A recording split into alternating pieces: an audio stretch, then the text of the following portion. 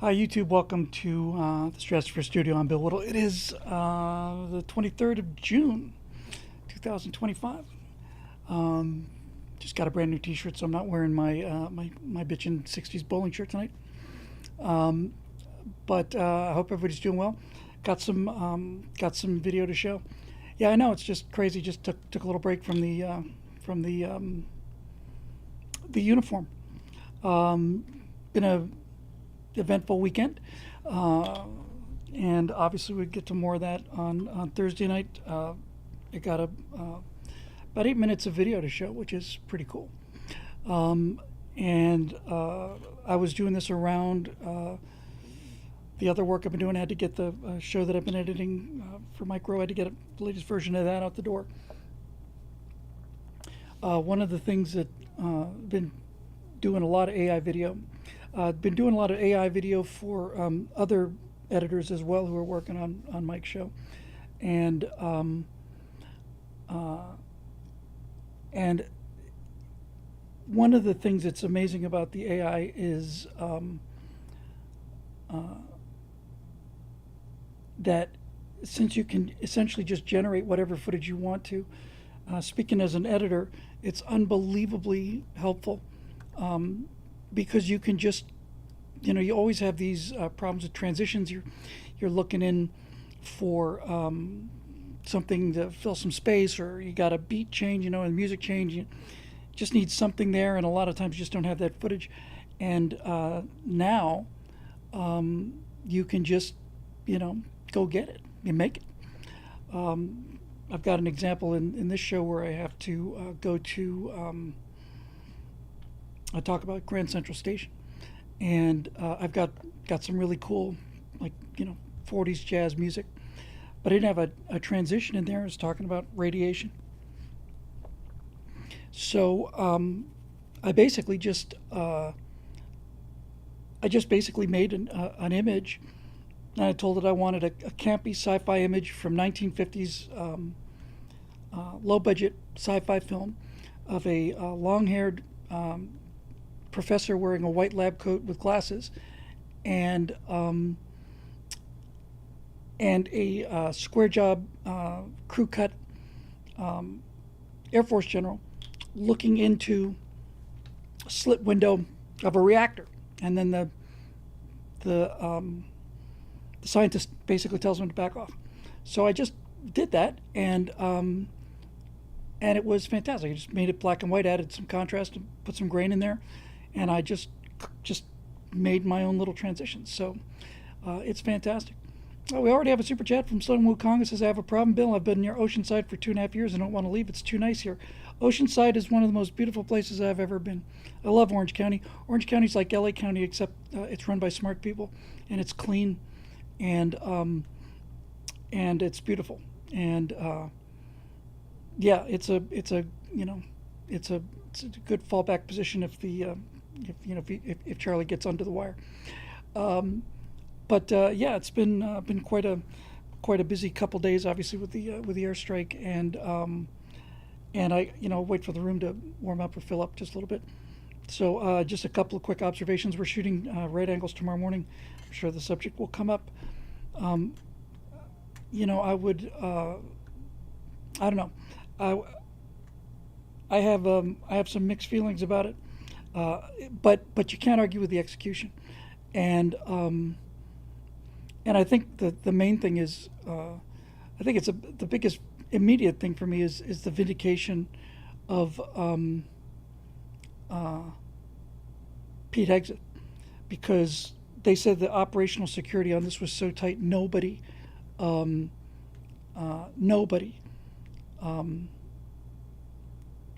about this, and when they were having the leaks on Telegram and stuff, and it just looked kind of like amateur hour there for the first couple days of the administration once Hegseth was in. But man, this thing could not have gone better, and it was a big deal. I think they dropped 17 of these bunker busters, something like that. These guys took off from Missouri, so it was, I don't know how many of these bunker busters a B1, B2 carry. It won't be more than two, and I would be surprised if it was more than just one. Was it 14?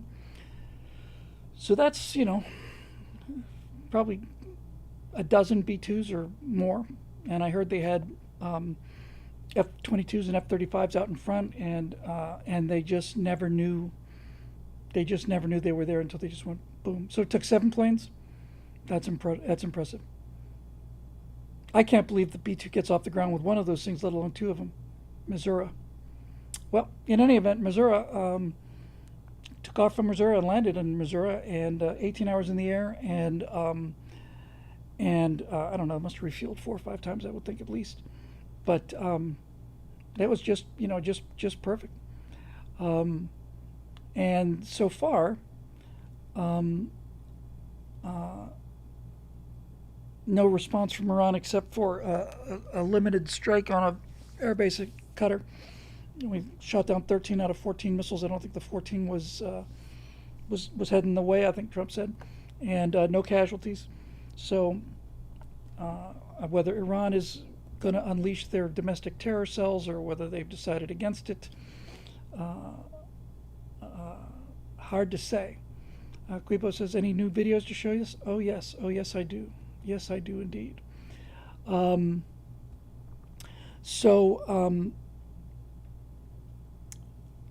Yeah, it was, it was great. Now, I don't know what that's really, going to do. Yeah, I see that, Quibo. ChatGPT can do image generation now. That's great. I've got some, and Trump announced a ceasefire. He's calling it the 12-day war, which is over. That's what he's saying. I don't know, man. So far, it's looking really, really good. And I've seen satellite photos of the facility, and it looks to me like they cleaned that thing out. So far so good. And Trump is, claiming, I think, with some credibility, if he gets a ceasefire out of this, he's basically claiming, he ended the war rather than starting it. And certainly any, it's hard to call a raid a war. It's certainly the Libya raid. When was that? It was during Reagan's administration. It must have been mid-'80s, I guess. That was a raid. So anyway, a lot of anti-war MAGA people viewed this as a deal breaker. Yeah, I know. A lot of people look at it that way. I'm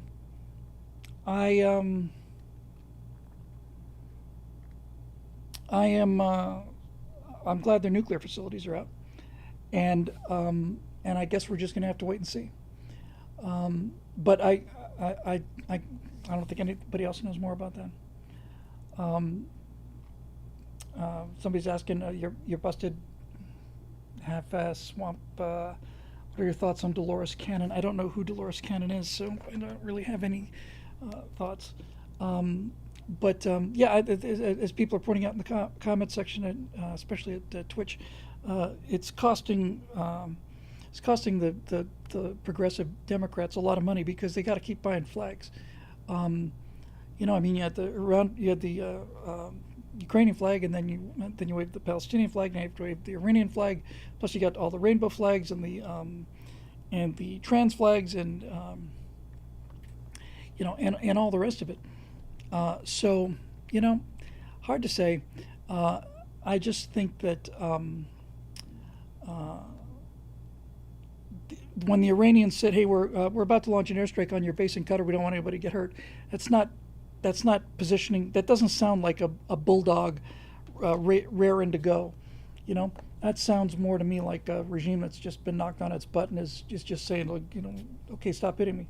So we'll just see. The U.S. warned Iran before the attack on the nuclear facilities. No casualties on either side. I did not. Is that true? Did they really warn the guys at the nuclear facility to get out of there? That seems really, I don't know. It just sounds like you're just begging somebody to come and shoot them down. But hey, great, yeah. So anyway, it doesn't matter. What's done is done, and we'll see how it plays out. Um, yeah. Yeah, Kuba says, what about the Gulf Strait of Hormuz? If they close it, then the ships don't get out, and that affects oil prices. But I think the Iranians probably have done the calculation now, and they realize that if they decide to close the Strait of Hormuz, it'll remain closed for 3 or 4 days, and then that's how long it's going to take for the U.S. Navy and to finish off the rest of Iran's military bases, which is what I talked about in that 2012 speech. I was just basically saying, just tell them straight up, kill an American, you're going to lose a facility. You kill an American on American soil, you're going to lose all your facilities. So, anyway, it's there's no arguing with the precision and the execution of the strike. Nobody in the world could have done anything like this, and it's just textbook. And again, I think Pete Hegseth removed whatever doubt other people had. I never had any doubt about him. I always thought he was the guy. He was my favorite of Trump's nominees, and the one I'm most protective of, and the just the security of it, the tightness of it, was just handled so professionally, and there you go. So yeah, I've got some stuff to show you, and I've been doing a lot of stuff trying to push the edge of the technology that exists today. And when I say as the switching subjects, when I say as I mean the technology that exists today, I mean as of June 23rd, because a week ago, VO3, which was the one that does lip syncing and it was taking the internet by storm for 2 whole weeks, has already been surpassed by a couple of different render engines that are not doing the syncing video. But it's a great race with a lot of money in it, and so pretty much every week we see some new rendering engine or something that comes out that beats the previous generations. But let me before I show you this video, because it's about 7 minutes, let me tell you about where we are with the technology, and this is all colony stuff, by the way. So good.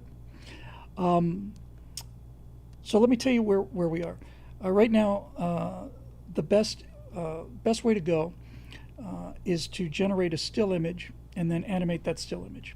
That is much better than trying to animate off of a text. There's the primary image generating software is called Midjourney, which is magnificent. Midjourney is what I use for the faces on the Memorial Day thing. Midjourney is what I use for everything in the Death of LA stuff. Midjourney is really genuinely phenomenal. So let me tell you about where we are and some of the problems that we're having, and some of the problems I tried to solve over the last week since we spoke last about this.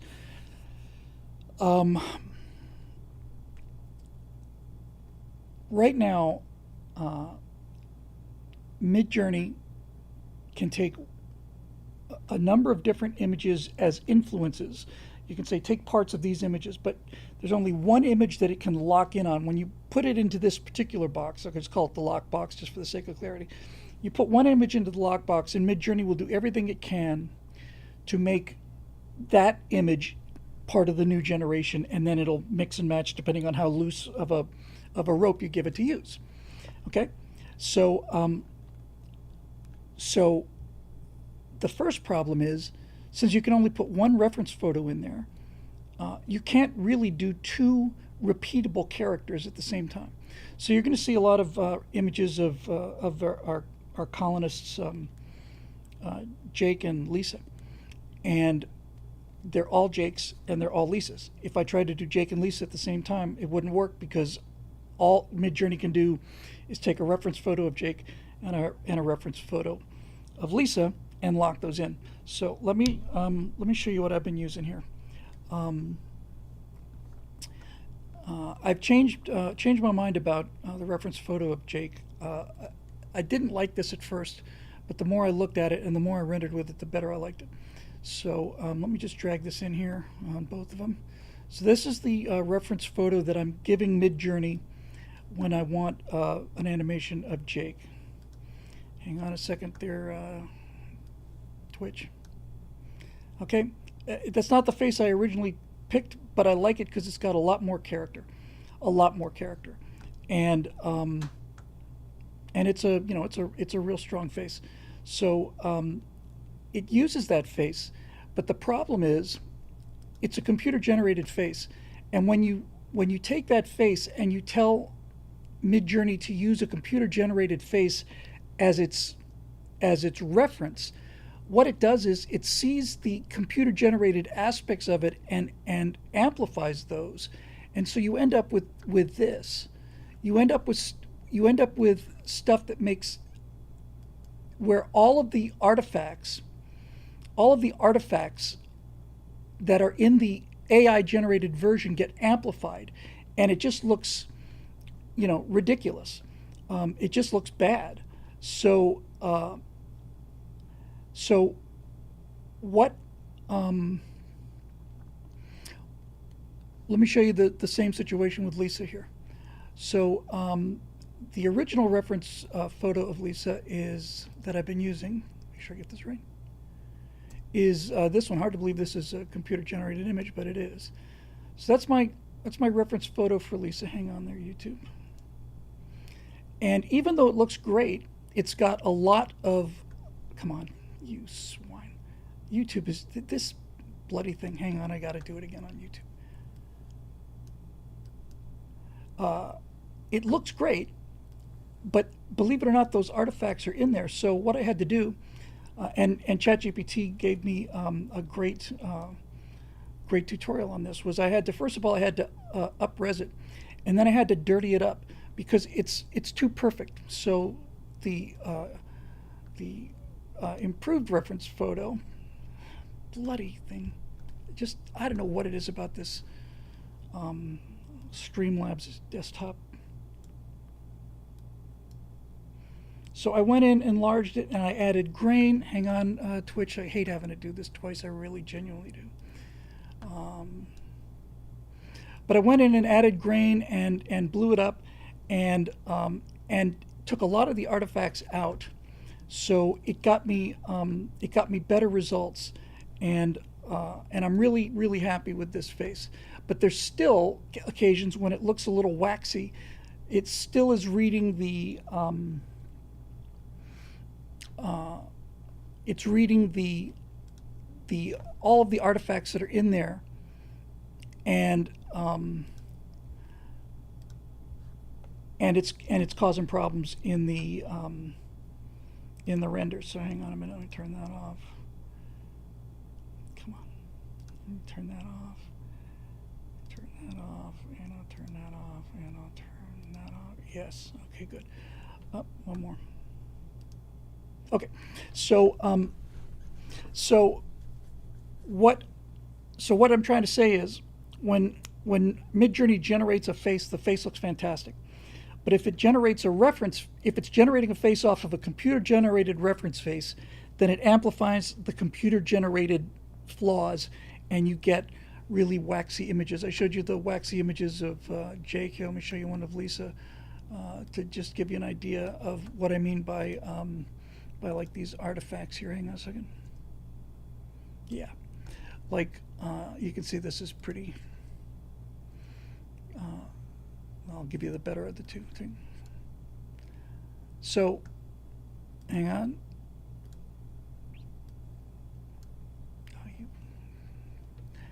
I don't know why this thing is so much trouble. I just don't know why it's so much trouble. Hang on, YouTube, and doing it twice. So you can see that the face looks kind of fake. I'm coming, YouTube, hang on. It's got a waxiness that's a result of the fact that it's a computer generated image. So I had to work around that because the skin looks, I mean, it looks much better Looks much better than anything that I've ever done with CGI, but it still looks a little cartoony. So um, that's that. Now, basically, I've got a bunch of about 7 or 8 minutes of animation to show you guys. So give me 1 second just to get everything teed up here. Yeah, so you get the idea. Anyway, so here's what I'm going to show you. The first 3 or 4 minutes of it. I'm not going to interrupt it. I'm just going to play it. First 3 or 4 minutes of it uh,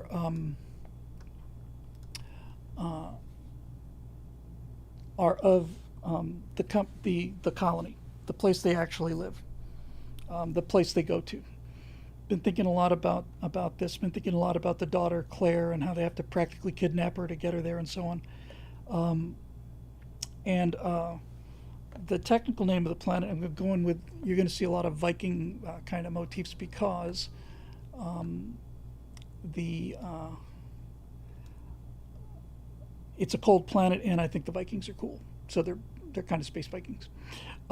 But I always liked this idea of of the mythology, naming worlds after mythological places, which is what we do in real astronomy.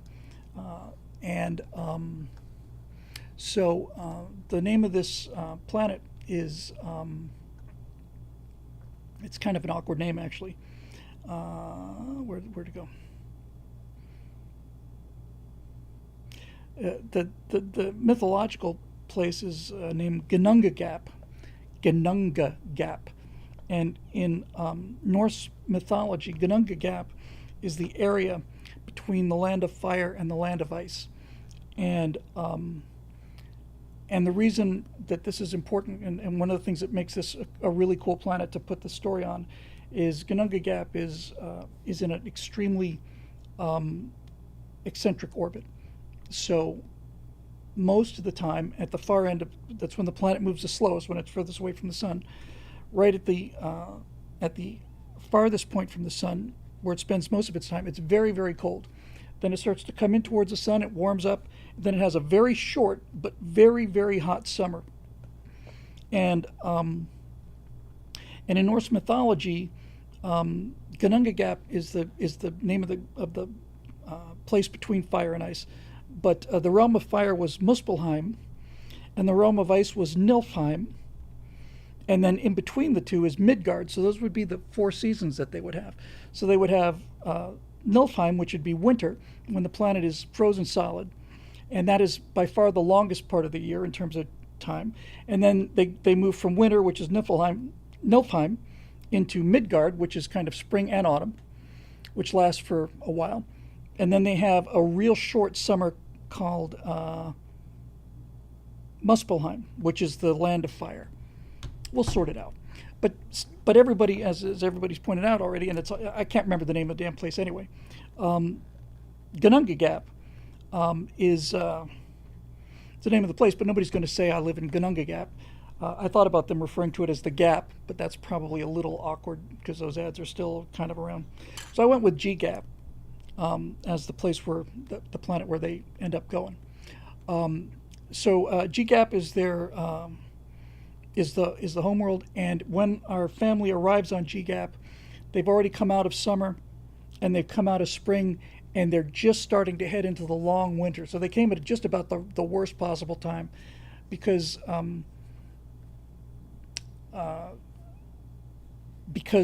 G Gap is heading into its winter, but that's what it is. So what I did was I made all of the images of a very cold and barren planet.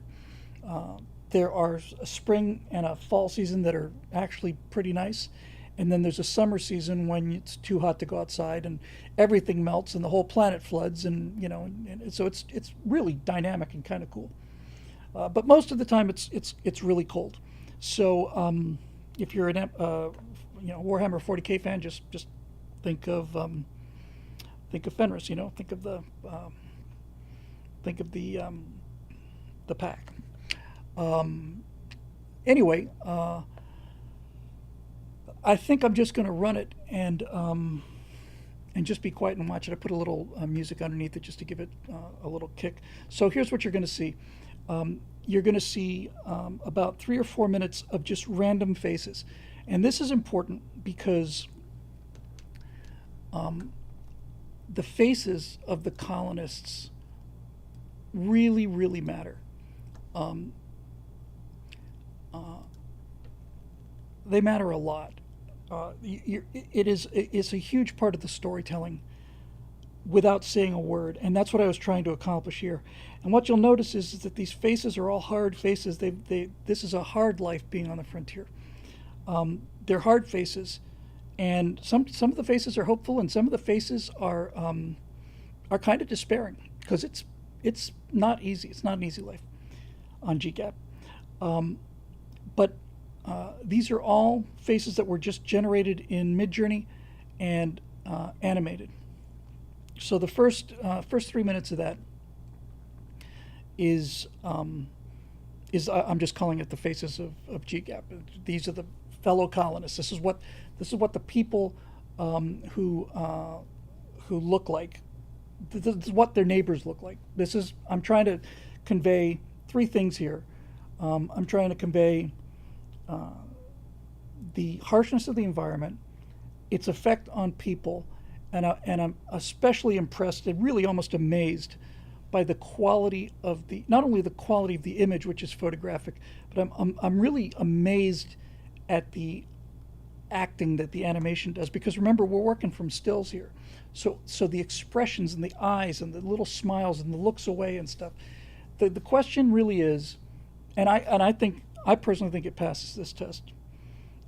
It feels to me like I went out on location in Iceland and shot this on film. That's what it looks like to me, and I'll be curious to know what you guys think of it. So 3 minutes or so of just different faces connected to nothing.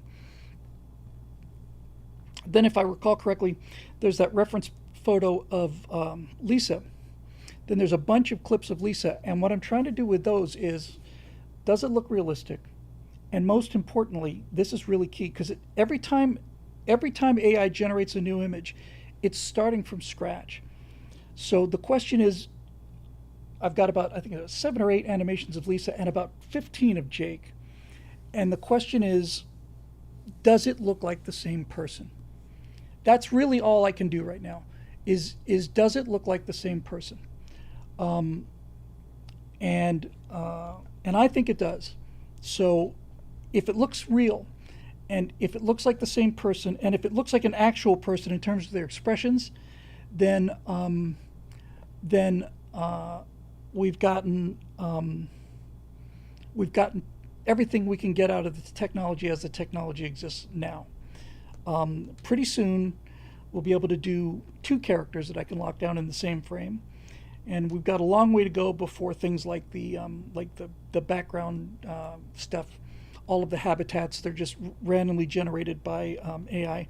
The outfits look similar, but if you look at the outfits that Jake is wearing, for example, they're all very similar looking because I told him science fiction, worn and faded, cold weather clothing, but no two outfits he's wearing are the same. But again, the question is, does this look like it's shot on film, or does it look like a computer game? And I've got an opinion, and I'll be genuinely interested in seeing yours. So since I'm not going to narrate it, I think probably I should just turn off my mics, and then I'll start them up, and then we'll come in and we'll see. So curious to know what your real-time reactions are. Let me get this teed up as best I can here. Okay. All right, so I'm going to turn off the mic, and then I'm going to start the video. It's got its own soundtrack, and then it's going to take me a second to turn the mics back on again at the end. But you get the idea. So just bear with us for 1 second here, and we'll get this dog and pony show on the road.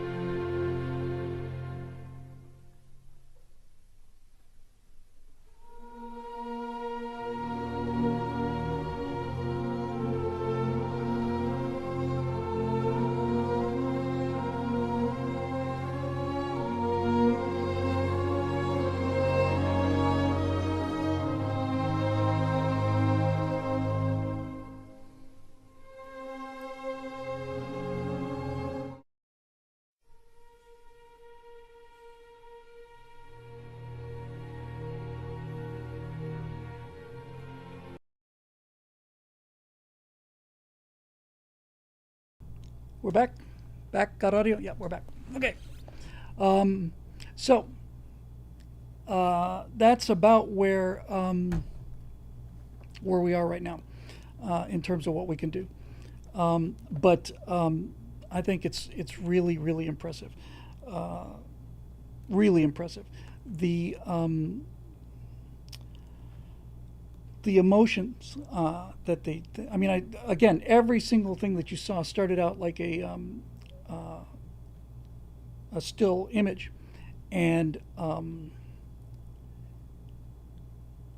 they the animation was done by the AI. Now, again, one of the things that's and there's artifacts there and stuff. A lot of stuff we can do. We can upres and do uh, all that stuff. But right now, this is about as good as I can get it looking until we have some breakthroughs. One of the breakthroughs will be the ability to put in two different lockdown reference images, and then eventually four or whatever. Yeah, I saw that Eric. No, she's not going to be blonde. I'm not too worried about that. Claire dyes her hair white anyway, so I really like the brown hair a lot, and I just think it looks really good. I think the characters the faces have a lot of character. I think that the similarity between them is a lot of Sally Field there, and some Martha Quinn and some Bailey, and just that kind of, that kind of pixie cute kind of thing. So pass it off to actors model. Now, all of this stuff is just it's a one button push. I type in a real simple prompt. I set the stylization settings where I want it in Midjourney, and I type in middle-aged, rugged-looking man on a cold and barren alien planet. He's wearing faded, worn and faded cold weather clothing, and that's it. And every time I punch a button, I get four different stills, and then I find the stills that I like, and I animate those stills. And when I find animations that I like, I extend the animation, and so on. Um, and um, and uh, and I just think the faces look so real. They all look so they look so un. There's a great line in The Simpsons, as usual, back when The Simpsons were The Simpsons, where they were. I think it was the episode where Moe uh, gets his facial surgery and becomes an actor or something. But there's a line there where one of the Hollywood executives said they want somebody ugly, and then they get somebody ugly, and they said, no, not ugly, ugly, TV ugly, like Marianne. Um, and and so a lot of the TV shows that are out there, to me, when I look at like Netflix, or when I look at Amazon Prime or whatever, it's like it's like everybody looks like a model, and and and they look indistinguishable for me. They all just look like the Hawaii Five O reboot, for example. I couldn't tell any of those people apart. I didn't watch the show any. I just saw the cast list, and I couldn't tell them apart. And these faces that are being generated have got character. I did a couple of tests on the Earthbound bureaucracy, which is the antithesis of these people. Those are real soft and round, and they're well dressed, and they're real metrosexuals, and the contrast is really really striking, and and so they have to look rugged, and a lot of people comment, and I didn't, uh, the I didn't say beautiful woman. I just said a woman on an alien planet, and they generated some really gorgeous women for that. And I suspect that's because there's more pictures of good-looking women on the internet than there are of ugly women, and it's taking millions or billions of different photographs, and basically merging them together to get something new. So So the stills really impressed me. Um, I had a real hard time with the waxiness on Lisa and on Jake, and I kept degrading the source reference photos, which were also computer generated, as I said. And the more grain I put in there, and the more I softened the focus, the more realistic it looked because it didn't accentuate the AI qualities to it. So, got a long way to go. Um, what's especially interesting to me is right now it's possible to do almost everything, but not in one place. I could have those characters lip sync, but they wouldn't look nearly as good. I could have two characters in the same shot, but they wouldn't look nearly as good. What I'm doing a fair amount of research as much as I can behind the scenes, and there's something called a LARA, which is a series of reference images. Um, but for example, the clothes are AI generated completely because all they got was the headshots. And not only do the clothes look fantastic, but the motion of the cloth is almost unbelievable. Really, it's astonishing how good the physics of that is. So right now, I'm just waiting for the technology to catch up. But um, I think that uh, I think that what you just saw really, at least to me anyway, conveyed the sense of what kind of place this is on GGAP, and and the kind of people that are there. Um, Now, the problem is going to be locking in things like structures, and I'm just hoping that the AI software will catch up because things like the habitats have to be consistent, and I can make the clothing consistent because I can do a character Lara. I can have Lisa dressed in her, if you think about it, well, the most obvious example is Gilligan's Island. I mean, they wear the same clothes every single episode, obviously. But of course, they're stuck on a desert island, or deserted island, I suppose I should say. But I can put the clothes in a reference pose, and then I can just take the head and Photoshop it into different clothes. So that takes care of the clothes pretty well. But things like rovers and robots and habitats and structures, all of these things need to be consistent, and there's no way to do that now. Road Rider asked about what about Talking VO3? Talking VO3 is text to video only. So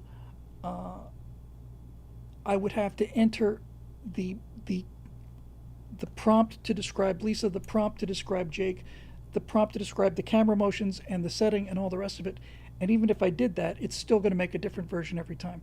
The reason that the Lisas all look like Lisas and the Jakes all look more or less like Jakes is because I put that reference photo in there and told it lock it down. Um, so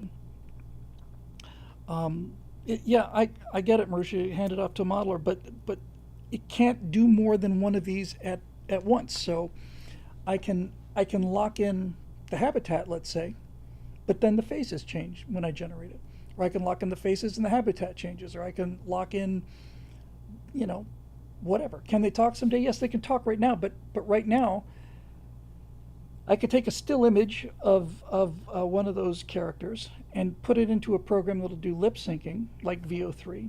Well, lip syncing, VO3 won't do lip syncing off of images. It will only do lip syncing off of text to prompt to video. So all of this stuff, thank you, DVC, all of this stuff is still here. Um, I've been Worker Races, 3D models are your answer. I've been using 3D Studio since 1992. I've been using Unreal Engine for 3 years now. Um, Whether or not it's possible to use both of them, I don't know. The answer may be that that you generate the stuff in CGI and then you apply an AI filter onto them, but that's a lot more work than this is. If I think what they're working on now, in order to make in order to make this a useful storytelling tool on a serious scale, they need to be able to lock in a number of images. So, if let's say a year from now, um, uh, Midjourney has a place to say, here's character one reference, lock him in. Here's character two reference, lock him in. Then I can have two people in the same shot. If um, if if it has the ability to lock in the have, then I can have the two faces be consistent. So it's again, it's um, it's just not quite there yet.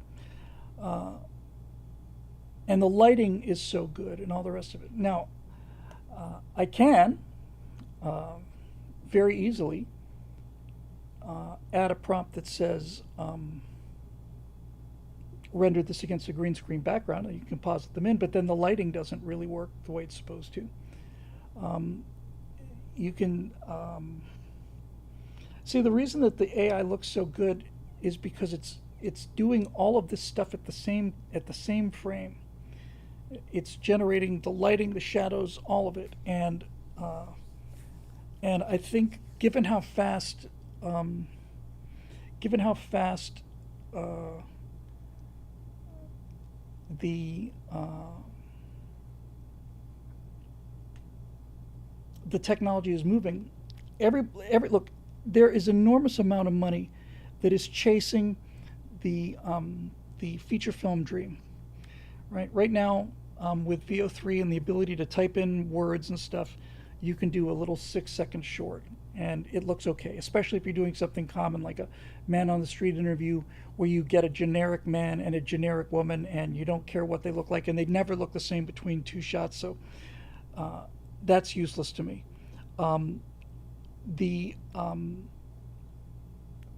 there is more control with something we talked about before called Cozy UI, which allows you to create these LARAs, which are essentially visual references for them, but you can really only use one or two at a time. So um, right now, I'm I'm putting my faith in the billions of dollars that are uh, uh, tracking this problem. So 2 weeks ago, uh, VO3 was the bomb. Then Huluawea or whatever released a new version of their animation stuff, which is fantastic. And then there's Hillsdale or something, gives you a little better control over the cameras. So everybody's trying to get to that same magical place where you can basically do all of this stuff. There is software now that will let me take a reference character like Lisa, for example, and and act. You don't even have to do it in real time. You just hire an actress, and the actress talks into the iPhone, and then the iPhone data is mapped onto the Lisa character, and it's Lisa talking. Um, but again, the problem is that all of these technologies are kind of spread out, and nobody's gotten all of them in one place yet. In fact, all of the animations you saw were done in Midjourney, and Midjourney just added animation last week. I mean, it's pretty much brand new. So I think, obviously it takes a lot of time to get these things set up and funded and all the rest of it. So I have I've just got this kind of perpetual mixed feeling going on where I'm frustrated that I can't do more. At the same time, I'm amazed at what I can do, and I have to force myself to just kind of, grow up and relax and just let the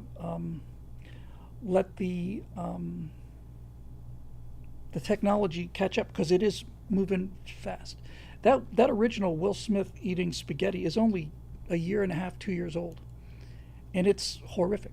The whole Pookie Park first generation AI hallucination stuff, that's a year old. 15 months, something like that. So we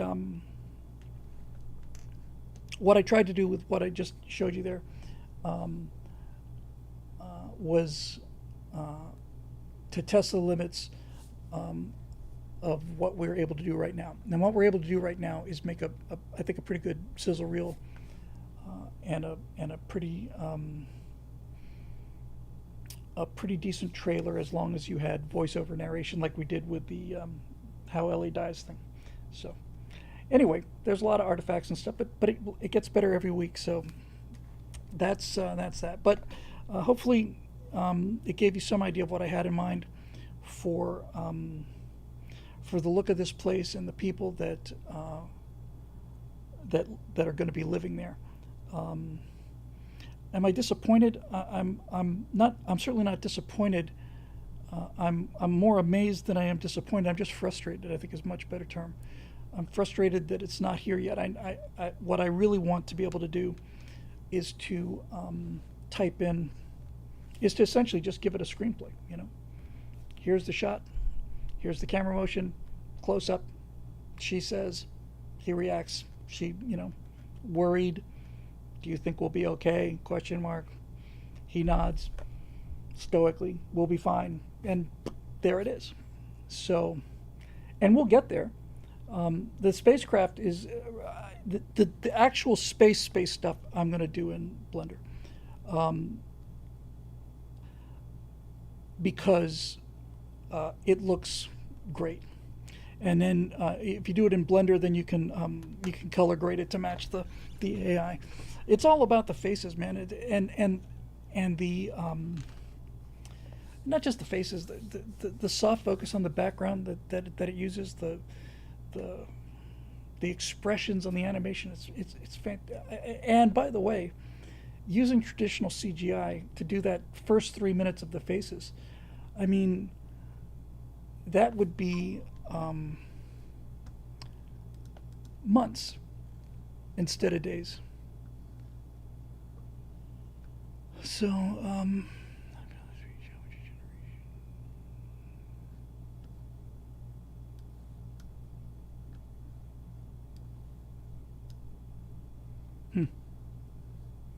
okay. High 3D gen. Have another 3D geometry generation from images.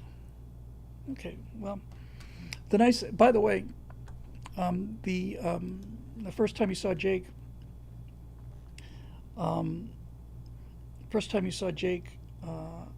he was walking through this deserted facility, and that deserted facility was a CGI, was an Unreal Engine environment, which I own.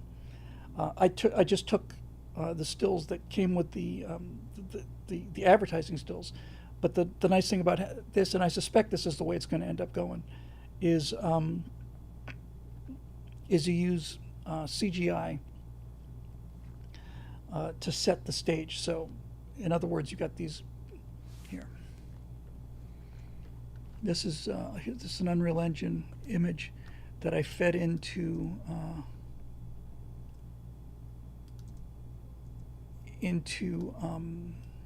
Midjourney to get the facility. Hang on a second. Find out where it went.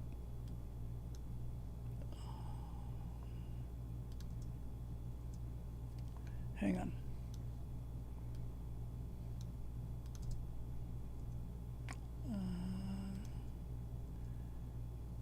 Where did it go? Here? Up. Yeah, like, well, this will do, unless this is it. No, this. So much junk here. Come on, where'd it go? I hate this. All right, here we go. Got it. Okay. So this is a CGI image. Hang on, YouTube. And I fed this CGI image into Midjourney.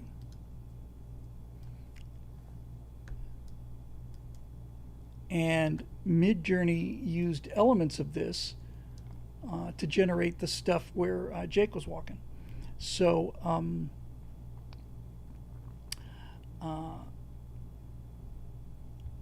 so you get the idea. Anyway, that's that. So, let's get to the questions, why don't we? I'm in a little I don't know, shaky kind of mood today for some reason. And once again, I got a long night ahead of me before I go home, so. Member forum.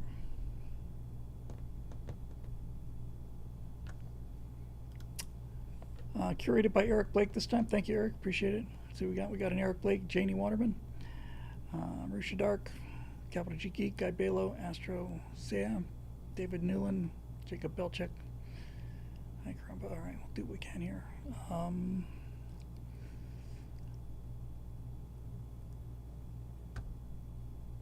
right. Eric Blake, the case of the second Schwartz. So, Bill, have you heard the news that Mel Brooks is finally giving us Spaceballs 2, The Search for More Money? What are your thoughts on this? And while we're at it, on the first Spaceballs, in fact, how do you personally rank the various films of the Mel Brooks canon, including the musical remake of The Producers? Personally, I find Dracula Dead and Loving It highly underrated. I'm not generally a Mel Brooks fan. It's a little broad for me.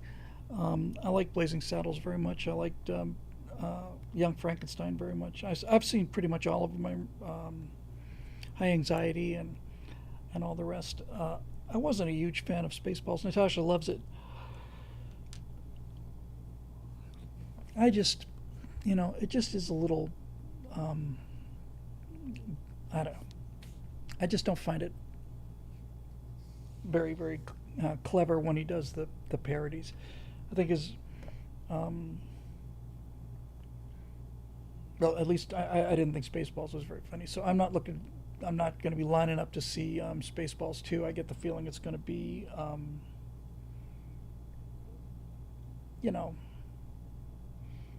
just a groan fest. But it'll be good to see Rick Moranis again. He's been off the scene for 25, 30 years or something like that. So I'm just not a gigantic Mel Brooks fan from that. With that said, Blazing Saddles is a great movie, and so is Young Frankenstein. I think I would put Young Frankenstein as my favorite, and then Blazing Saddles, and then I don't know. Wasn't a great fan of The Producers either, particularly, but that's just me. Janie Waterman. Bill, last Monday's show discussing Colony's family dynamics was so interesting and fun. Staying in that lane, I wanted to share only 3 personal observations about families that seem relatively ubiquitous as food for your thought, including the thought that maybe Will doesn't die because it would really destroy his resiliency, joyful, angelic mother, and also most couples divorce after the death of the child. Also, it's too sad, and divorce is sad, and also save Will. Okay. Sometimes that happens, though. Sometimes people get broken, and sometimes they recover, and sometimes they don't, and that's what drama is. Anyway, here we go. Number 1, fathers and daughters have an innate, natural, special relationship potential. Mothers and sons have the same. I think it's because of the partnership of male and female. I believe we are built as such to show who God is more fully, and marriage is not the only male-female partnership that does that. Notice most CEOs are men and their secretaries are women. Don't cancel me. You already have the father and daughter becoming very close. See, it comes naturally. That's why I fear for Lisa, the mother and son, so save Will. Let me deal with these one at a time. I haven't committed to any of this stuff. It's obviously an enormous story point and would be,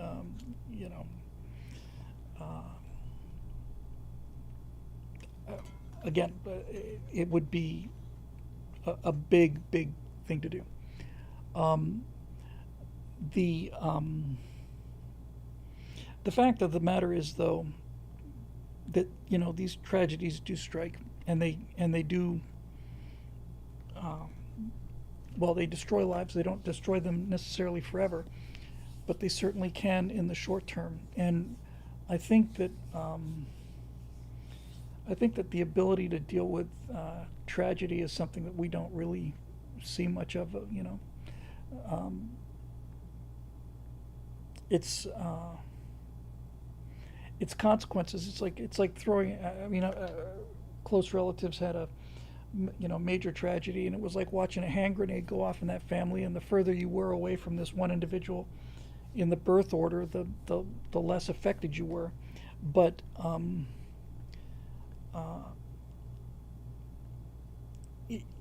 what it what it would bring. I mean, the benefits of it are um, are just really an intensification, a huge intensification of the stakes. It it it if you kill off a main character like that, um, then you have planted the seeds in the minds of the audience that anybody can go, and that is a real unusual and valuable place to be. So it creates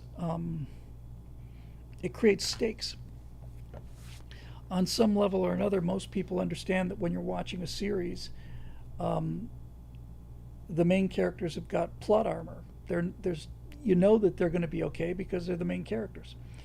Um, the um,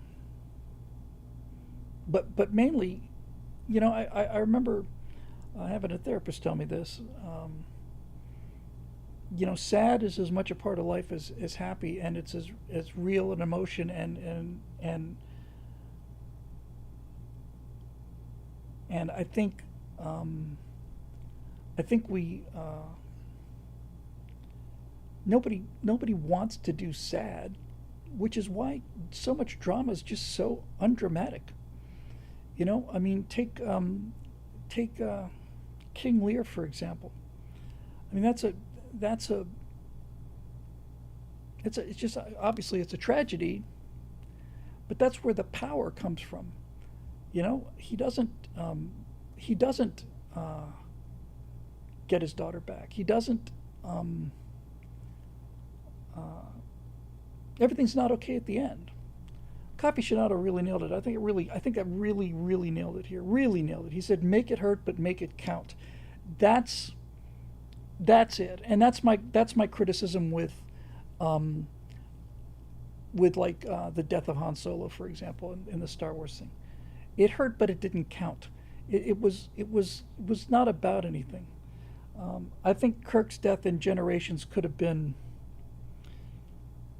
uh, more heroic, um, but um, it's. I mean, I haven't decided to do it, but I'm leaning that way, um, because it completely. There's so much. Just the thought of it gave me so many family dynamics ideas. Yeah, Spock. See, now that's a perfect example. Lord Bio says Spock has the best thing. Yes, Spock. Spock's death hurt and it counted. If he hadn't done that, the whole crew would have been lost. He saved everybody, and that's how kind of a heroic death goes. Um, and so I'm look. I'm not locked into it yet. But I'm thinking about it. And Mercer points out the first real death was the death of the Enterprise. Yeah, that hurt too. That hurt a lot. Um, so uh, I'm not saying I'm going to do it, but there are lots of good reasons to do it. And destroying the happiness of the mother is only worth it if um, if she finds a way over the course of years to recover. I mean, I think that's the only I think that's the only way you make it count, because I think that's an important lesson that we just don't get very much of. Is that is that catastrophic things happen. Yeah, her happiness is so core to her, but this happens to people, and um, and it's hard to watch. But when you watch it, it this is the essence of storytelling, right? I mean, I don't want to do this. I mean, I really like the kid, um, and I like her. And so, if you protect these people, you get less drama. And if you overprotect them, you get Mary Sue's and invincible characters where there are no stakes at all. I've given a fair amount of thought to how that would happen too. Um, but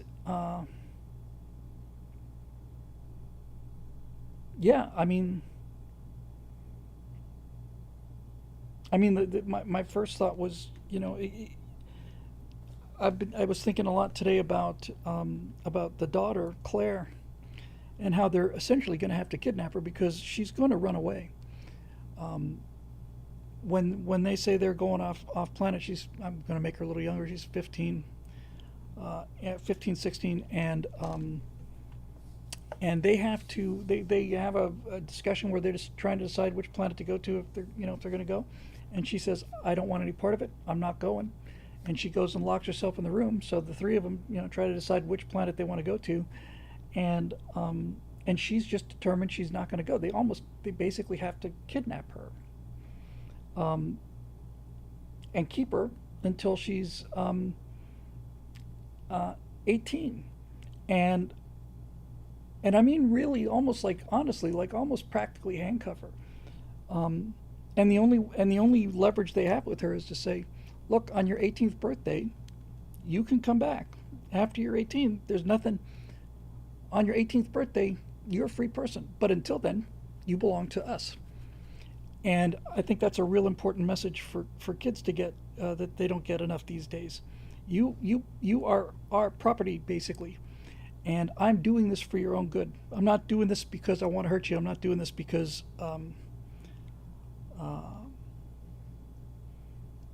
I'm doing this because I love you. She's on a bad path. She's hanging out with the wrong kids, and she's damn near raped in this alleyway because she wants to go to this club and hang out with the cool kids, and she's heading for real trouble. And and Will is the golden boy, and she's always been rebellious, and Dad's real prideful, and she's real prideful. So there's this friction between the father and the daughter, and then and then along comes this younger sibling, Will, who's just like the perfect golden boy, and she resents the living hell out of him. She knows that he's Dad's favorite because they hang out together, and you just couldn't ask for a better kid than Will. And so if he dies, that removes the block between the father and the daughter. It's the final thing that removes that block because he loves his daughter, and he just is not very good at saying it or communicating it. And they're both very headstrong, and they're hot tempered, and Lisa's trying to referee this thing, but yeah, and then this gets into like really, really deep and painful stuff. But this is what makes it worth doing, as opposed to just being like, The Expanse or whatever. Um, I'm not bashing The Expanse. It's just like you got to hurt these people, and um, you know, the like I said, difficult issues. Like, is there a favorite kid? Well, if you ask I, I'm, I have three brothers. I mean, two brothers and a sister. I have three siblings. I'm the oldest, and like any other kid, I asked, "Who's your favorite?" And I got the answer that you always get: "None of you are my favorites. You're all my favorites. I don't have any favorites." But that's just not true. I mean, there clearly are people that are there clearly are children that parents are closer to. Yeah, I saw it, Eric. It's not going to die. It gets brain damage, then it gets repaired. No, it's to me that's like the shower scene in uh, Schindler's List. It's like trying to have it both ways. It's like, oh, here's your tragedy, but it's not really a tragedy. It's kind of like Spock's death was undone by Search for Spock. It was like, oh, okay, so he died, but didn't really die. In fact, he didn't really die at all. By the time you get into the fifth movie, he's pretty much back to whatever. So it's a tough call. It's a courageous call. But anyway, there's a lot more to this question and a lot more questions after this. So, and I've got a lot of work to do tonight. So let's keep on rolling. Number two, not only do you have the male-female partnerships in place, but they're exquisitely balanced in their introvert extroversions. In my experience, introverts can either be 100% turned off by oblivious extroverts just being their loud, annoying selves, but when extroverts can slow down and see introverts, it can really be an iron sharpens iron type of relationship too. So since Angry Jack is an introvert and his ladies are extroverts, and since Angel Lisa is an extrovert and her boys are introverts, you have two layers of deep awesome to dive into. How many stories could come out of this? Fights, reconciliations, revelations, tears. You could really do some damage to people's hearts with these characters, so maybe be gentle in what happens to them. Like, say, if you had one mind to have, like, say, if you had one in mind to die, maybe save him instead. Yeah. The fact that the idea of killing off a character you haven't even seen yet is so disturbing, and not just to you, because it's disturbing to me too. It means I'm doing something right. I mean, nobody. I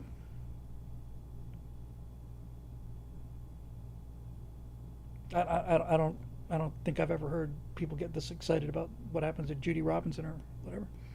And finally, three, mothers and daughters butt heads harder than anyone else in a family except maybe fathers and sons. And in this case, both ladies are extroverts, which can be explosive, and both dudes are introverts, which can cause things to remain unspoken and never get healed. I wouldn't know I'm all extra. If you couldn't tell, say Will.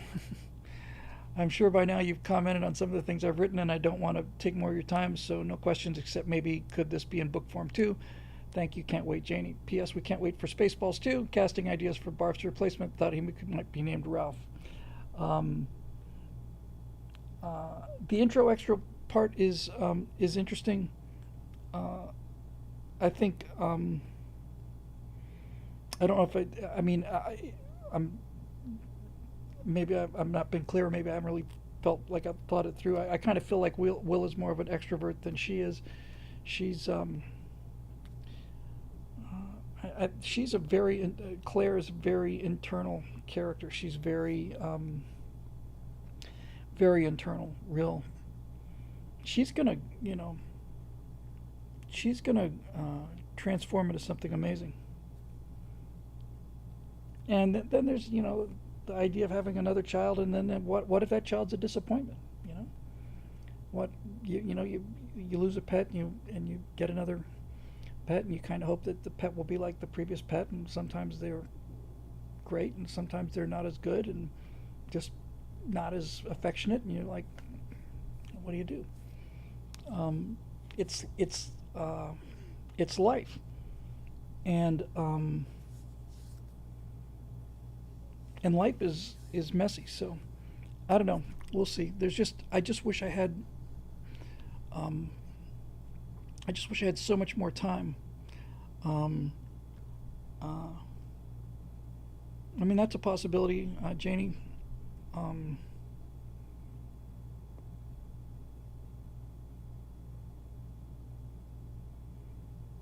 we'll sort it out in due time. I've still got a lot of. I've got so much. I've got so much to do. I just have so much to do. Um, it just is. It just gets overwhelming. I mean, this is obviously a full time job, just doing this full time job with a crew, and the amount of work you have to do just to keep the lights on, and then the amount of work you have to do to get this thing off the ground and funded, and all of that. So, it's it's very, very encouraging to see people so engaged, but at the same time, uh, I'm just kind of plain exhausted, to be honest with you. So we'll see. Uh,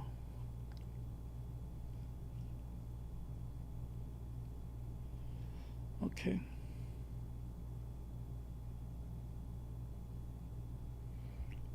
Um, Gosh, I'm not going to get through these.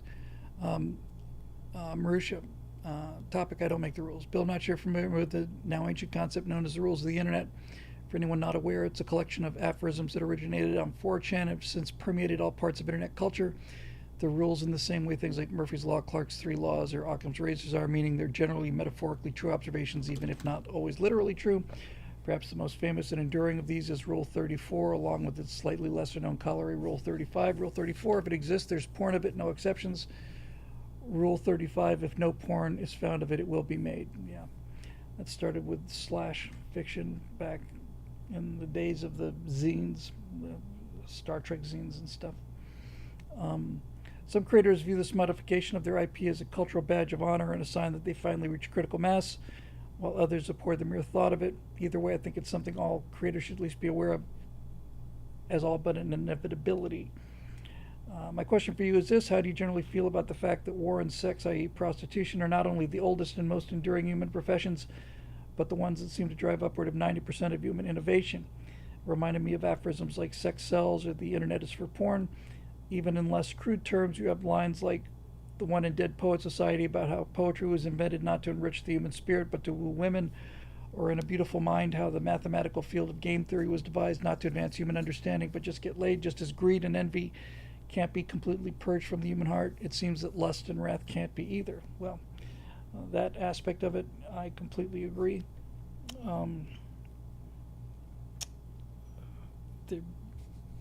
These people are leaving Earth for a reason, and they're trying to get away. I think really the reason that they're going, I know the reason Jake's going and Lisa's going. Will's just going on an adventure, but Jake and Lisa are leaving to get away from the toxicity, just the vulgarization and the violence and the general falling apart of civility and civil society. Actually, I had an interesting thought about this. It turned into a nice piece of chrome, and that is, if you decide that you want to get off of Earth, do you get to go where you want to, or are you limited?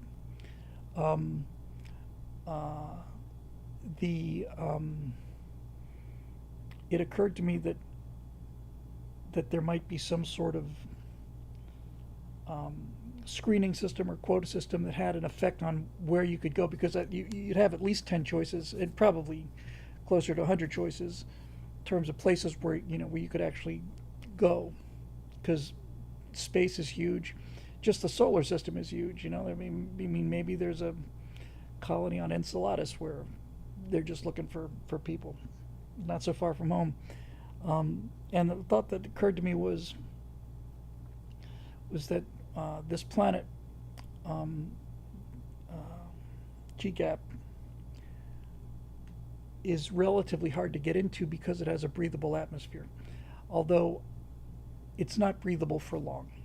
It's either too cold, or maybe there's, you need oxygen, additional oxygen, whatever the case may be. But I don't want it to be completely breathable, even though none of the people were wearing helmets. But one of the reasons they decide that they want to go to GGAP is because they don't want to go live in a place where they just plain think it's too dangerous to the kids to go to a place where if you leave the door open, you instantly die. So nothing in a vacuum and nothing with a poisonous atmosphere. It's got to have a relatively breathable atmosphere. So a lot of people want to go there, and a planet is a big place, and I don't want this to. I want this to be a remote place, and I want them to be in a remote part of this remote place. But the thought I thought was interesting was, he's a hydrological engineer, so his entire plan is to go to individual colonists and punch them into their own water supply in the subsurface ice. That's his business plan. And whether they would get approved for GGAP or not, and that the thought occurred to me that he would, get like a lot of bonus points for that. But the thought I had just earlier today was, I think it might be interesting if it turns out that that it's actually Lisa who's the person who's most in demand, that she's the one that puts him over the top, that the colonists already on GGAP are asking for a music teacher, specifically asking for a music teacher. I just think that's kind of a neat twist, that they'd rather have the music teacher, or that they put um, a higher score on the music teacher than they do on the hydrologist. I just think that's interesting because um, they are these people are. I'm trying to, again, I'm just trying to retell the story of the American colonies. So what forced the Pilgrims to go to this forbidding? I mean, the number of Pilgrims that died in that first winter was it half or something? I mean, you know, there's got to be something pushing them out there, and I think that they really like the idea of a music teacher because they like the idea of music, and they know that there's. It's not that they don't have endless entertainment. I mean, you put all the entertainment in the world on a thumb drive in the future. So it's not like they don't have movies. They're trying to get away from what that which is why that's why the number of colonists as a percentage of the Earth's population is so relatively small. Because most people don't want hardship. These people do want hardship. They they they want a hard life. That's a special kind of person, you know. And and they have to have a revulsion to the system to drive them out of there. Jake's revulsion is he just hates being told what to do by incompetent people, and that's what Earth has become. Um, Her motivation is to go where Jake is. I think she left a much better family, a much richer family, to marry him, and I don't think that her family approved of it very much. And I think that she probably has to use some family money to get the money to get him off world, and I don't think Jake is much happy with that. But there's that dynamic. Um, but she could have moved into that kind of upper middle class, lower upper class life, and doesn't like the people she met that were the men that she met that were in that space. So she just decides to go with the man she loves, and she's perfectly happy about that. Will is just looking for adventure and new stuff, and he's so into the tech. As long as he gets to run the radar on the rover, he's a happy kid. Um, I went out on a boat ride when I was, I don't know, 13 or so, with not a close friend, a person who lived across the street from me on Key Biscayne, and everybody had a boat on Key Biscayne. And we went out on this boat, and the boat had radar, and I just spent the whole trip just staring at the radar. That's just me, you know. I got to the point where actually people were like a little complaining about it a little bit. It's like I just wanted to watch the radar.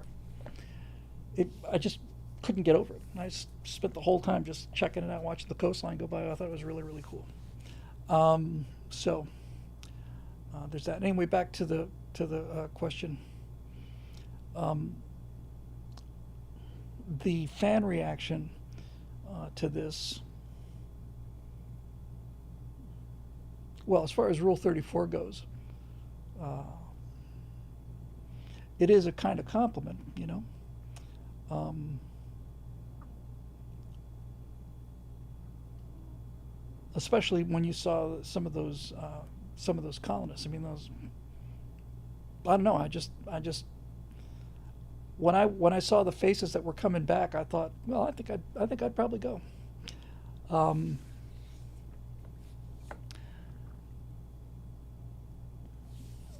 it's going to be next thing is to spend some time on the people that we're trying to get away from. I need to show I need to show the low life on Earth that the daughter is hanging around, um, and just the general, you know, vulgarization and the degradation of everything. Just litter everywhere, and you know, and people having violent fits over not getting their fries, and you know that kind of breakdown in basic civility. That really disgusts Lisa, makes Jake furious, um, and I think Claire sees it as, you know, she doesn't like it. She just thinks it's exciting. not boring. So, uh, yeah, Marisha Dark says make the bureaucracy all robot clones of Brian Stelter with those Shinola eating grins and hypnotized soulless eyes. Yeah, and they're little power trips. Um, and they're the bureaucracy. I think probably the fairest way to think about the government uh, is is that the bureaucracy has essentially become an aristocracy, that it is uh, evolved into an, a maybe even becomes a hereditary bureaucracy, uh, where it is as good uh, as good as an aristocracy to the degree that where you get to tell other people what to do, and there's nothing they can do about it. There's a lot of people that are born that are like that. Dave Reels Area 51 says, I think a space yacht would be interesting. Back when I was playing Star Citizen, the big origin ship, was it the 570 jump or whatever, came out, the giant space yacht, and it was cool, man. It was cool having. I didn't buy one, but it was cool being on a giant space yacht. Um, but the main thing is they're getting away from all of this frivolity. I think that's probably a good word, you know, frivolity. They don't have time for this, and they're too busy, and they also know that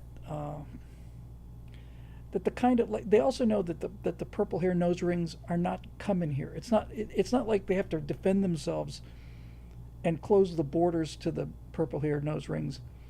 Um, it's just that they know that they won't come there because life is hard and you have to work. And I've already sketched out a couple scenes where people come and either try to unionize them, or try to you know uh, politicize them, and they are run out of town on a rail because they just don't. That's what they're getting away from, and they know it won't last. It won't last more than a generation or two. One of the things that's kind of poignant about this is they finally, when they spend their first several months anyway, probably first year in a rover. So the four of them are living in a rover in a house the size of practically a one-bedroom apartment. That's not going to make Claire very happy. Um, and they can't really be in the town because his entire mission is to drive out to these remote people and get them to pay for him to install these their own water supplies so they don't have to have water delivered. And um, and so one of the things that's kind of poignant is when they finally do settle down and they start being able to afford some habitats and they start building their houses, his house, I mean the family's house, and his business starts to take off and he starts doing really well. They hire more people and stuff, and then comes a point where somebody builds a hab within sight of their house, just within sight, within like 5-6 miles, and it makes him uncomfortable. And I think towards the end of the series, what started out as just this one remote homestead has got a little town has sprung up around it, and they start talking about whether they want to move again. It's getting too crowded here. Airtechie says some of those nose ring crowd will think of themselves as missionaries. Yes, they all think of themselves as missionaries, and that's why I'm going to be able to introduce some of them. They're going to come out and talk about, they're going to be people out there agitating for social injustice, and they're going to be agitating for this and that, and they're going to be, demanding this and demanding that, and at first they're going to tell them to bug off, but as more and more people get there, these pressures for this kind of,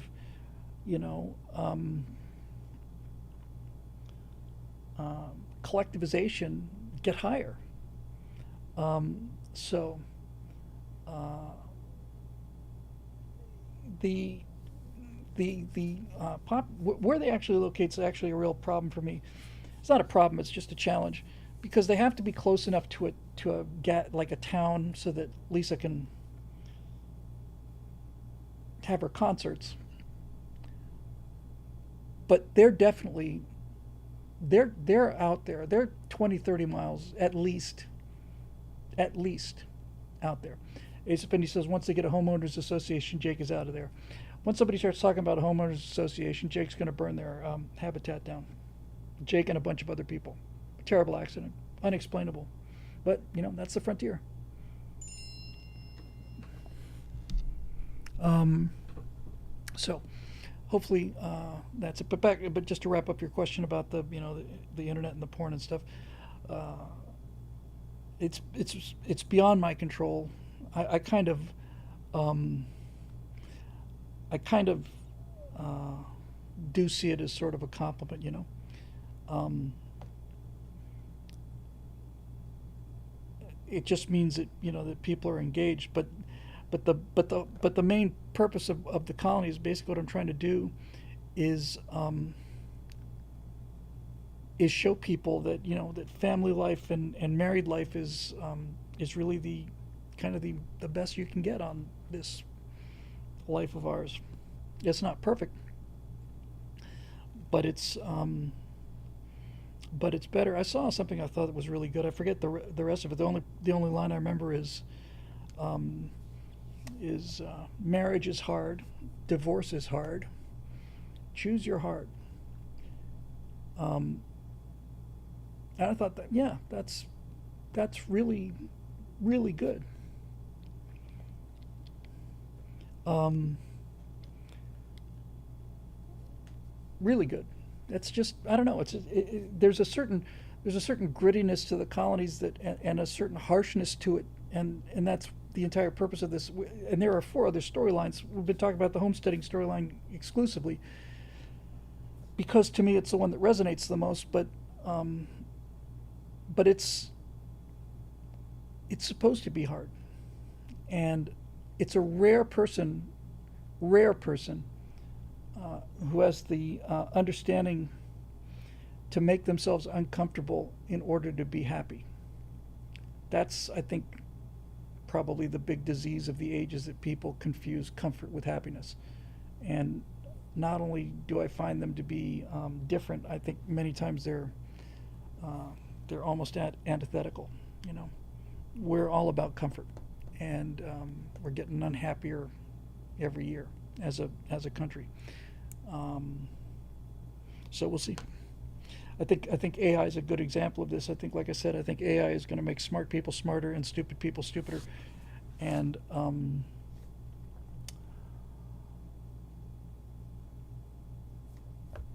we're entering really different territory.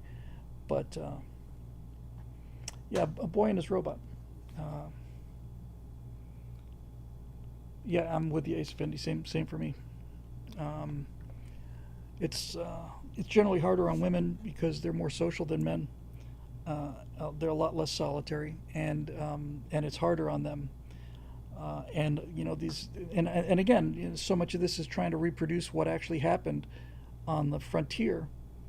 And you've got these women that are trying to take these log cabins and turn them into cozy houses, and they buy a piece of fabric and they make some curtains, and the husband is saying, what do we need these things for? And she's like saying, because it's a nicer place to live. But the thing about it is that the men appreciate this.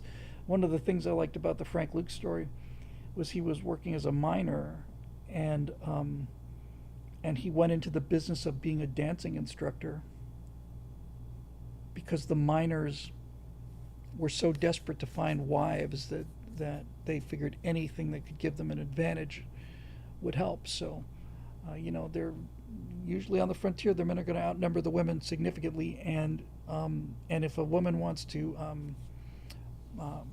buy drapes and put up drapes, he's going to appreciate it. Not just act like he appreciates it. He's genuinely going to appreciate it.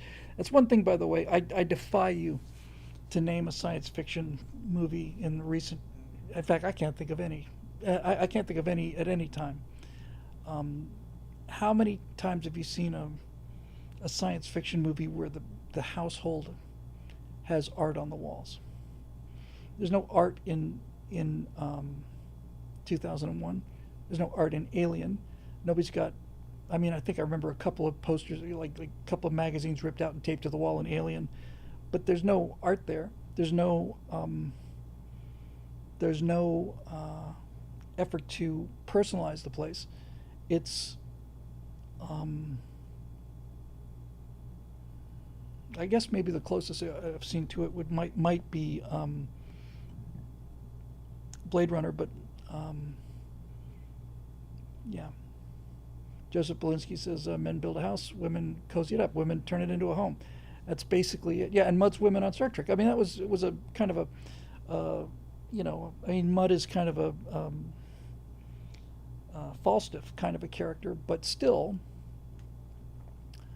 um, that's what that's what men want, and the certain kind of women are looking for those kind of men, um, because they have to be strong, and they have to be loyal. So, you know, that's basically um, what we're I think what we've lost, and what I'm trying to capture. So, there we go. Um,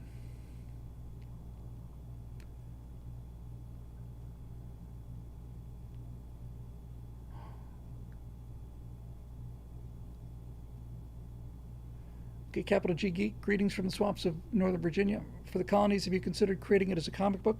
As a matter of fact, I got in touch. Somebody got in touch with me. A comic book guy saw the how Ellie dies things that I need to get in touch with him. I got in late today. I just couldn't wake up, and today I just couldn't. And so I need to get in touch with him, uh, and he's real interested in AI. So that may actually happen.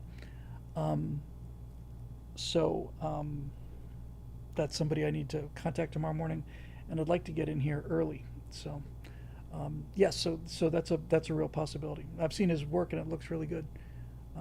So there's that. Has Natasha ever seen or used a spirograph? If not, it may make a good gift for someone of her artistic bent. That might be worth pursuing. I'm quite sure she probably hasn't. She's got the patience for it. I never did. I always went so fast I'd skip a gear and that screwed up everything. And you get the idea. Um, and a random question: how close have you ever come to actually killing someone? For me, it was when my daughter was about 4. My wife was incapacitated with a pinched nerve, and her friend was there when I got home from work. Her friend's new boyfriend had given both of us bad vibes, and she told me that she was back in the bedroom with my daughter. In the 5 steps it took me to get down the hallway, I was fully convinced that I was going to have to kill him right there in front of my daughter, and that she would probably need years of counseling. I wasn't angry, just crystal clear and frosty. Nothing was wrong, but the adrenaline dump gave me the shakes. Don't answer if the statute of limitations hasn't passed already. Um, yes, I have to sign an NDA. Uh, um,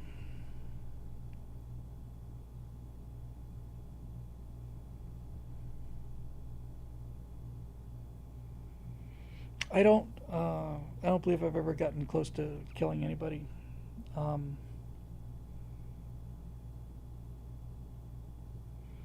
there've been several people I've wanted to kill, but I've never, you know, had to pace down the hallway after them. Um, what was I going to say about this? I think the angriest I've been that I can remember in the last 6 or 7 years.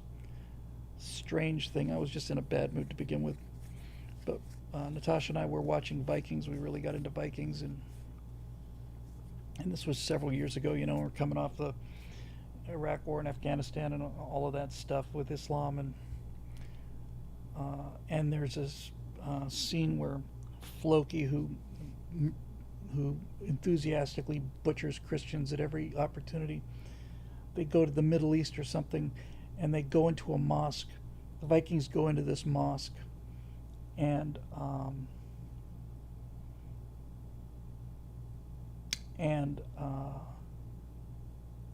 and Floki, who's like the uber Viking as far as the religious aspect of it goes, says, "No, no, we must not harm these people. These are special people. We must not harm them." And I was so bloody angry. I had a tumbler in my hand, and I just threw it into the sink as hard as I could, and I cracked the porcelain. That was about as angry as I've been. I don't know why that bothered me as much as it did, but I'd had significant emotional investment in the show, and I was so pissed off by that. And then the whole thing with Agatha, whatever her name was, the wife of Lagner, uh, where the wife becomes this warrior queen and she's hacking guys to pieces. It's like, okay, all right, fine. He had a couple good seasons. Um, yeah, it bothered me because World War II started on 9/11 for me. Yep. Yeah, that was it. And yeah, and that Holocaust denier, there, one of the TSLs, got me pretty upset too. So I've got a temper definitely. Musk said Vikings wokeness led him to buy Twitter. Um, no, no, no. It just was so it was so out of character and so politically correct, and that was just that's what I liked about Vikings was it you know just wasn't pushing that. It was and then it got more and more and more, and then she's got this woman army, and it's like, oh, all right, okay, whatever. Yeah, I was pretty pissed off at that Holocaust denier. Um, I I've always had the same situation with the Empire of Terror where um, I don't.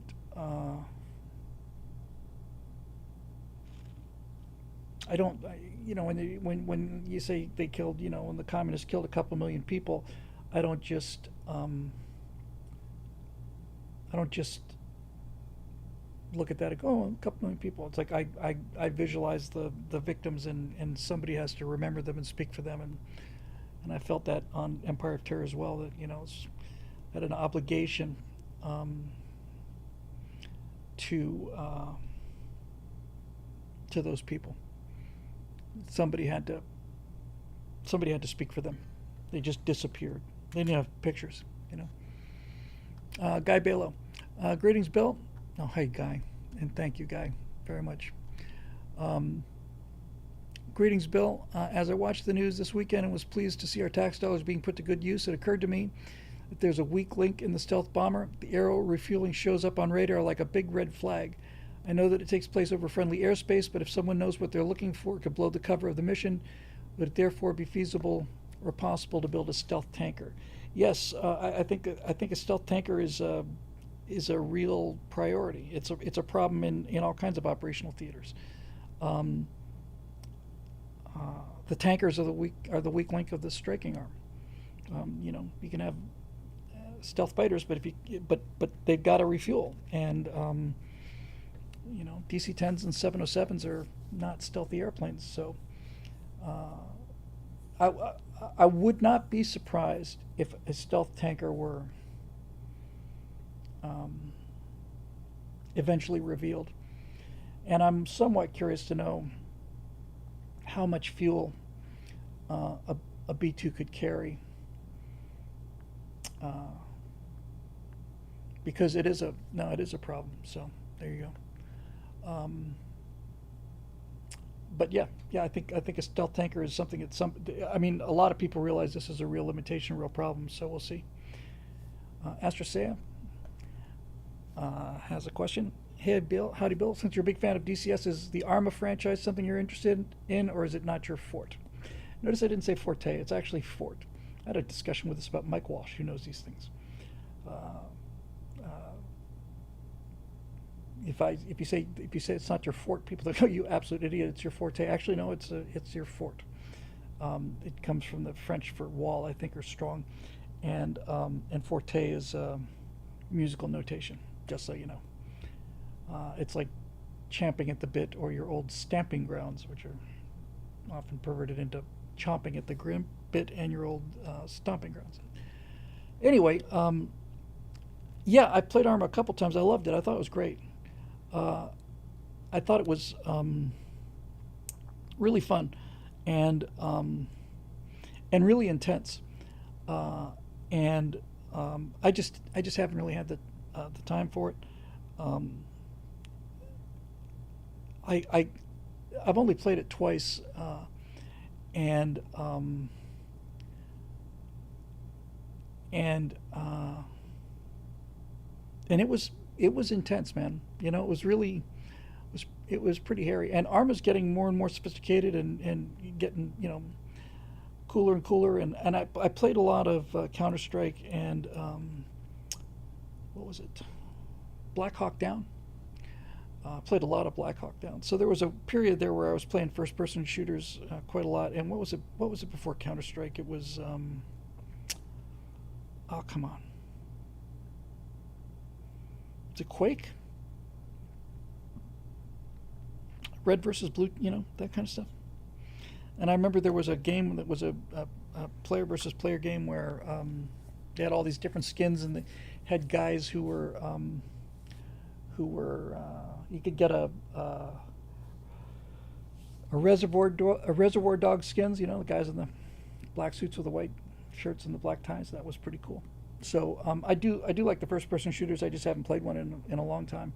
I don't like I don't much care for things like Call of Duty or whatever, where you can just get hit and then your health just regenerates. I really like the realism of, you know, you get shot, you're probably dead, and if not, then you're, you know, you're crawling around, and you know, two hits will pretty much do you. And so this kind of, you know, run around and the screen goes red like you're getting, you know, close to dying, and then, you know, you just kind of regenerate and stuff, or you get to a meta pack or something. That always kind of took it away from me. I like the realism of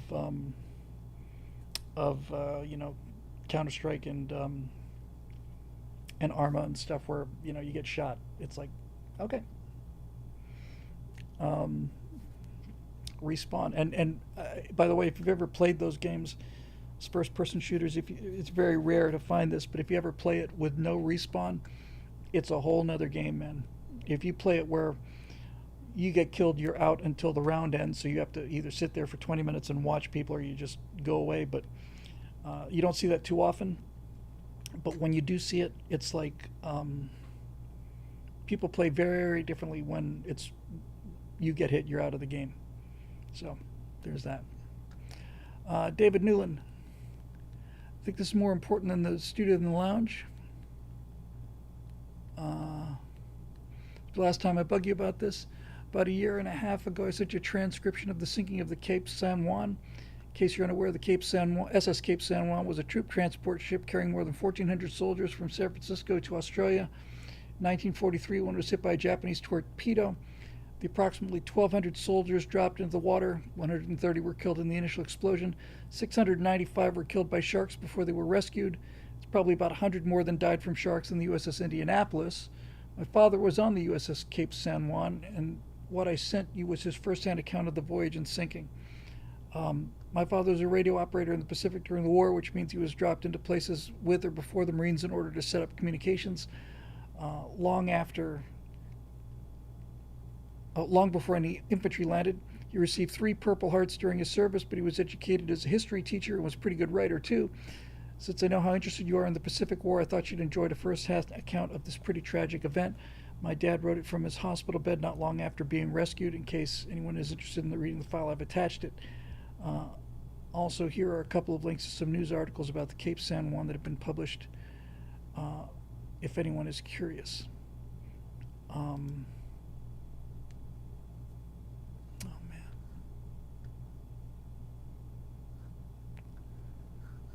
Well, first of all, thank you. I didn't read it, but I'm uploading the I'm opening the PDF file now, and I'll keep this open. It's 7 pages.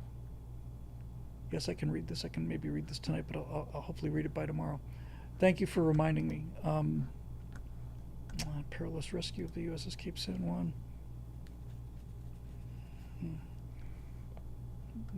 It's not a Catalina. What is that? Some kind of flying boat. And then top 5 deadliest shark attacks of the world. That's just my absolute fear, man. I just got to tell you.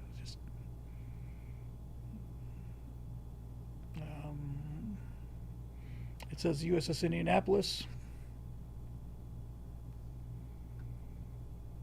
the Cape San Juan.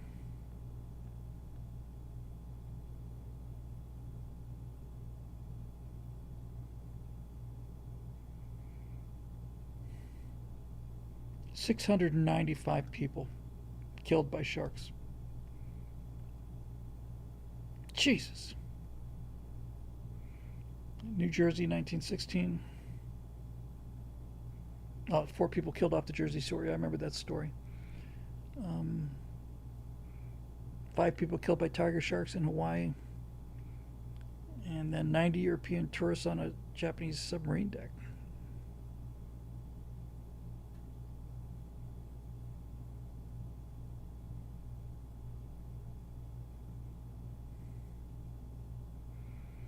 Well, that's strange. Java, Indonesia, 1945. A group of 90 European tourists were taking a ride on a Japanese submarine deck. Well, Japs made big subs. When it was some distance from shore, the submarine dived, leaving the tourists exposed in the water, all either drowned or eaten by sharks known to swarm in the area feed at that particular time of day. The submarine commanders were never charged for the incident, which was conveniently swept under the rug. I've never heard of that story before. And to be honest with you, I'd never heard of the Cape San Juan either, but everybody's heard of the Indianapolis, and for me it was because of Jaws, although I later, learned about it as well. So I will read that PDF as soon as the show's over, I think. So thanks for bringing that back to my attention. I'm sorry I didn't get to it earlier, David.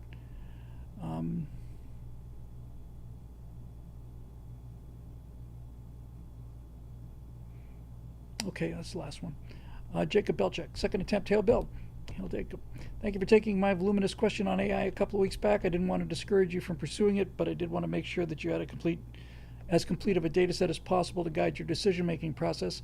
I thought your LA video was the most brilliant use of AI imagery I've yet encountered. Thank you very much. That's very kind. As an artistic tool, I think you've used it about as well as it can be used to power the voice of the small and scrappy studio to the same visual capability as the big money guys. The dreamlike camera work and visual constructions fit nicely for a projection into the future, which suits the semi-fictional tone of the work. I've listened to you enough to hear your tone and word choice, even through the voiceover. The brain behind that is all whittle, and artwork is haunting and beautiful at the same time. Well done. Well, thank you very much. I'm real proud of that, especially since I've been working with Midjourney for probably 2 days when I started on it. Now for a question. The Old Testament is replete with examples of the Israelites being seduced away from God by intermarrying with the surrounding people and following their gods, which inevitably leads to destruction, slavery, and judgment. Young men today are experiencing a civilization-changing freak-out, yes they are, as they realize that many, many of the cultural systems in their society are aimed punitively at them. Yep. Especially young white men. Historically, men have entertained many stupid and destructive ideas because a pretty girl whispered in their ears. Which way do you think Western civilization will go? Towards its men as they try to course correct, or towards its women as they throw gasoline on the brush fire they started? Well, it's definitely going towards the men. We have passed peak feminism. I'm quite sure about that. It has made everybody miserable. I'm talking about, latest wave feminism.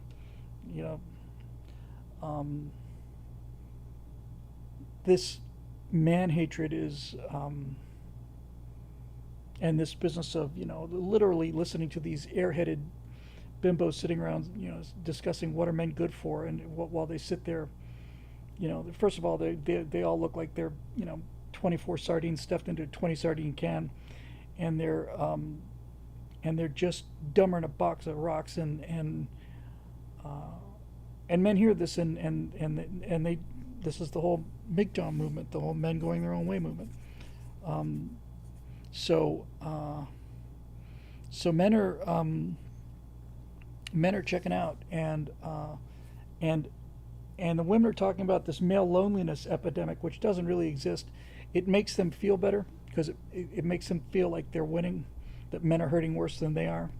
Shouldn't be a war in the first place, but that is what it comes down to, and there's just no way that this is true. I mean, we covered this recently before. Um, you look at men's magazines, and you know, fitness magazines, hunting magazines, fishing magazines. There's some girly magazines. There's just a wide variety of magazines, and virtually all women's magazines are either um, about relationships. Uh, yeah, I mean, men can men can survive without women. They can't reproduce, but they can survive without women. Women can't survive without men, and this thing has gone on long enough. The women have gone completely bat guano crazy, and it's made a lot of men weak. And it's not like it's a one-sided thing. I mean, you know, one of the reasons that OnlyFans exists is because of the simps and this toxic. Uh, um, so I'm not going to use the term toxic femininity because I think the term toxic masculinity is ridiculous, but just the general toxicity of these young women, just the sheer orneriness and the unpleasantness and the language and all of this stuff um, is just over, you know. Um, these girls with the 50 and 100, you know, body counts and and you know, these girls' weekends in Miami and all this other stuff, and yeah, they're not only as licentious as men. They're more. They're more likely to cheat, more likely to divorce. And I had a talk with Mike Walsh about this, who talked about the divine feminine and the devil's pleasure palace, and this idea uh, that Western civilization has elevated women more than any other civilization in the history of the world, and it continues to get you know, thrashed by these women who have this sort of smorgasbord feminism. You know, I'll take a little bit of the equal pay. I don't want the uh, I still want the women and children first in the lifeboats, and I still want you to pay for the first date, and you know, you just, it's like you just, this expression is so overused, but you know, when you really ask what do you bring to the table, the women say we're the table. Um, you're not the table, and you can't build a table. There was that one. What was the show? Is it Bear Grylls Survival or something? Where men on one island and women on the other. It's worth watching. It's really worth watching. Um, but in any event, um, you know, I think if I had to predict what's going to happen is that men really are going their own way. A lot of them are marrying overseas, which makes American women insane. Um, and they're gonna continue to sit it out, and it's gonna be a staring contest, and the women are they're gonna blink first. They're already blinking first. I've seen countless number of videos of liberal women saying, I want to date a real man, I want to date a traditional man, but they're all damn conservative and they all vote for Trump, so I can't possibly date one of them. And it's like, enjoy your cats and you're dying alone. Um, so, yeah, the psychological pressures are high on both sides, and they don't need to be. We're supposed to be partners and allies and uh, and help each other, but it's been turned uh, into a war, and and men are going to win uh, this Mexican standoff because they're not as emotionally dependent. Really, it's just going to be that simple. It's just going to really be, feminism is going to run its course to its inescapable conclusion of loneliness and bitterness, and they're going to be that and the promiscuity. The the the the, the, the promiscuity. These women really think that they can, you know, hook up with 200 guys in their 20s, and then in their 30s, this good man's going to come along and make everything okay. So, not interested, and they don't understand why. They really don't understand why.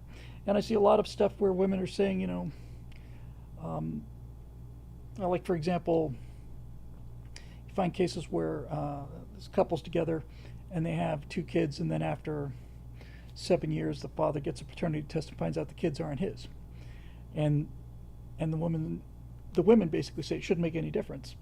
Well, it does make a difference. Um, yeah, I'm a cat person too, uh, but I'm glad I'm a married cat person. Um, uh, yeah. Uh, so yeah, the fact that young people are becoming more and more conservative, that Gen Z, to my absolute amazement, Gen Z and millennials are voting for Trump more than any other demographic, and the most liberal demographic are boomers. That really not only surprised me, um, it embarrassed me. Um, but that seems to be the case, you know. And I think it's probably, I don't know. Uh, yeah, Eric says the lefties are debreeding themselves out of the game, out of the gene pool. They are. We sure could use bigger families, though. Um, and and then there's things like the kids are expensive, and there's the whole, you know, if you look at the ratio of what an income was versus what a house cost in 1950 versus today, there's been a phenomenal change, you know. So, yeah, I actually have confidence that these young men are going to come through.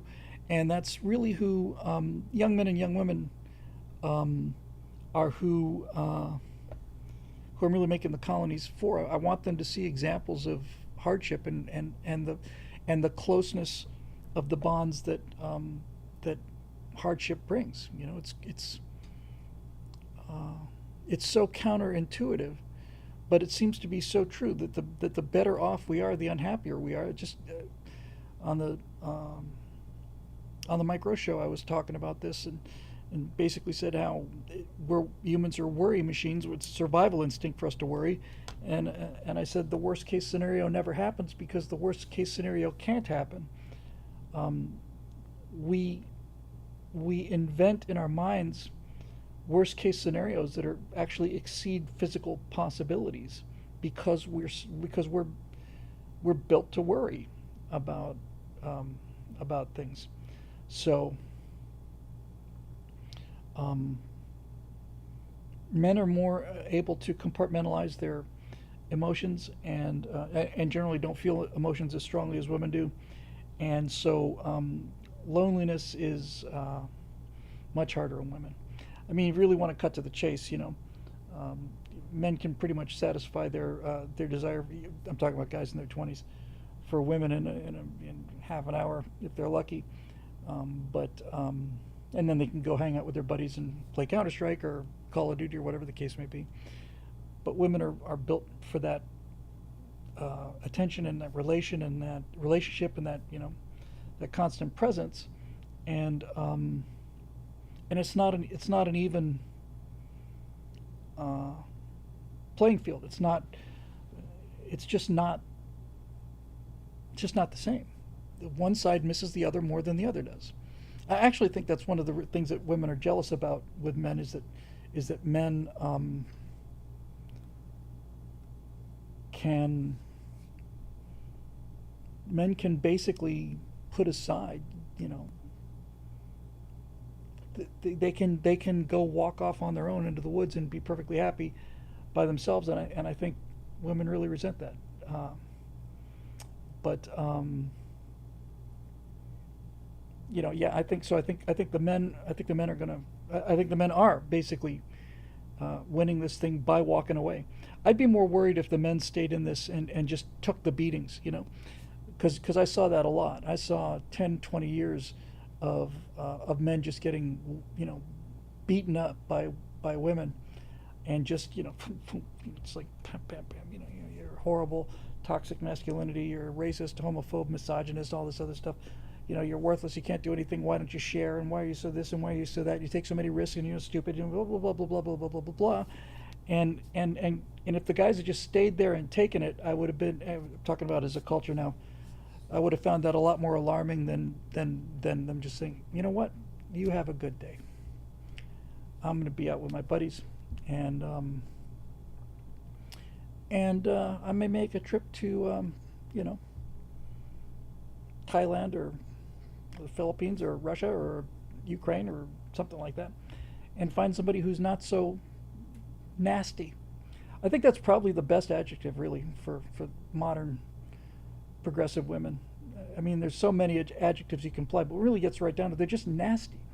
They're nasty. They're unpleasant. They're combative. They're aggressive, and men just want peace, you know. Um, and especially after, you know, work, it's like I'm still occasionally have to make that point.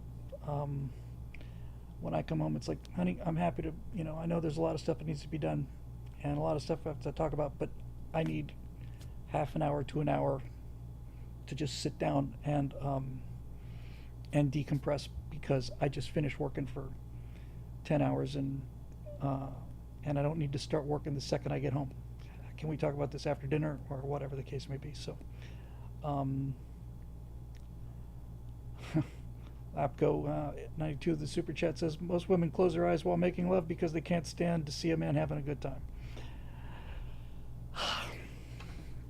But I'll say this, you know, and again, I talk with Mike Walsh about this because he's a real classical scholar of civilization and history and art and all the rest of it.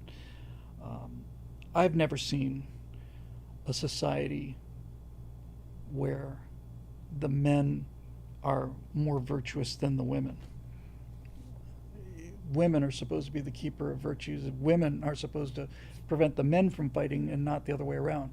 But when I look at you know, YouTube or Facebook, all I see are women fights, just women fighting constantly, just constantly fighting, fist fighting, and it's a real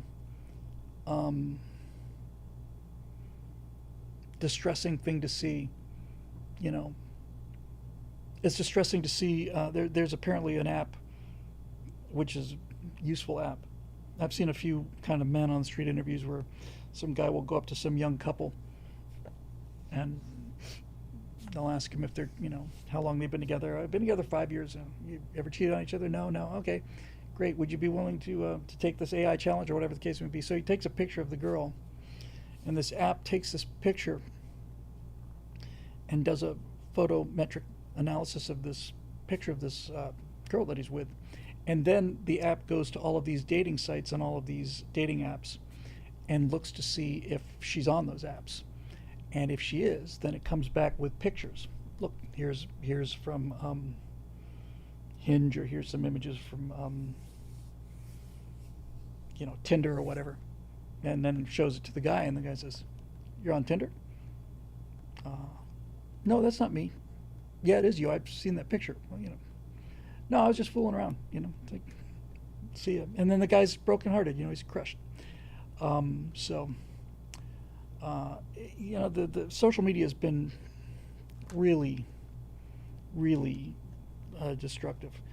I think the internet has been, in fact, I know the internet has been a net gain for humanity, but social media. I mean, obviously, we're dealing with a form of social media now, but I'm talking about, you know, Instagram, TikTok, Snapchat, that kind of thing, has just been devastating, and the loss of virtue among women in the society is shocking, and they're paying a price for it now. But the big price they're going to pay is coming, and then there's going to be just an epidemic of really unhappy women who cannot go back and undo the 100 guys that they slept with in their 20s when they decide they want a good man to marry them in their 30s. You know, they just seem to think that they openly say shouldn't matter. Well, it does. Yeah, but it shouldn't. But it does. I heard somebody say back, you know, it's like, listen, if you were going to marry a guy and you did a little background research and found out that the guy had a history of of being violent in relationships, would that affect you, or would that be, oh, that's the past, we don't worry about the past? Um, no, that would, if you get into a relationship with a guy who's got a history of smacking his girl around, and the guy says, hey, that's in the past, baby, you're an idiot. So you can't do that. Are guys grossed out by a girl with a high body count? Asked lady. Yes, they are repulsed by it. It is, I think, absolutely deal breaker for young men, especially now. It is it's yeah. I mean, there are so many, and there's so many reasons for it. Um, it's just,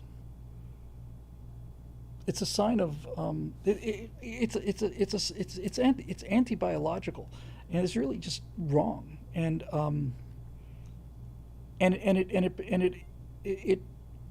well, there's a lot of biology behind it too, the oxytocin and all the rest of it. And um, Marisha says the guys in the conga line aren't grossed out by it. Yeah, but the guys in the conga line are not there to marry um, Bunny Blue or whatever the hell her name is. Um, yeah, well, Eric says, well, they're not as grossed out by men having a body count because of reasons or something. And the reason is, it's very simple. It's extremely simple. Women always know that the child is theirs because they gave birth to it. Men have to assume. Men have to assume, up until very recently, up until the last 2 decades, men had to assume that their wives were telling the truth when they said that this is your son or your daughter. They had to assume that they were going to put their lives' resources into their own offspring because they had no way of actually knowing other than whether or not the woman was reputable and virtuous and reliable. Um, so there is a biological reason for it. Um, really, I mean, I've often, thought it's like women can't connect to this at all. But if it turned out that immediately after sex that the embryo was taken away, and and women were presented with a baby, which may or may not be theirs, and told you have to raise this as your own, they'd have a different view about it. So anyway, um, it's not good in either case. The happiest marriages are ones from people with the lowest body counts, and so there you go.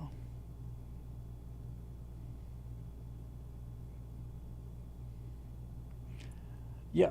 Um, yeah, and when you live in a world where 80% of the divorces are initiated by women, and they get to take half of the man's stuff, which is virtually always how it goes. I don't know what the percentage of it going the other way is. I bet it's less than 5%.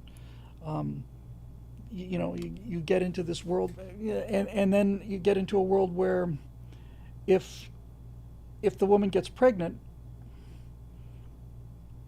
and she wants to keep it and the husband doesn't, she keeps it. If she wants to get rid of it and the husband doesn't, she gets rid of it. It's entirely her decision. And if she decides to keep it, then the guy is responsible, as he should be, till the kid turns 18. But men have no say in this. They have no say in it at all, and that's not fair. So there you go. Uh,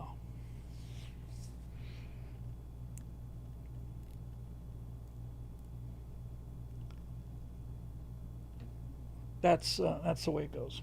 Um, and yeah, it's you know there was a time, back when I was a kid, when being called a slut was an insult. Um, now it's a point of pride. Okay, slut. Here you go. Um,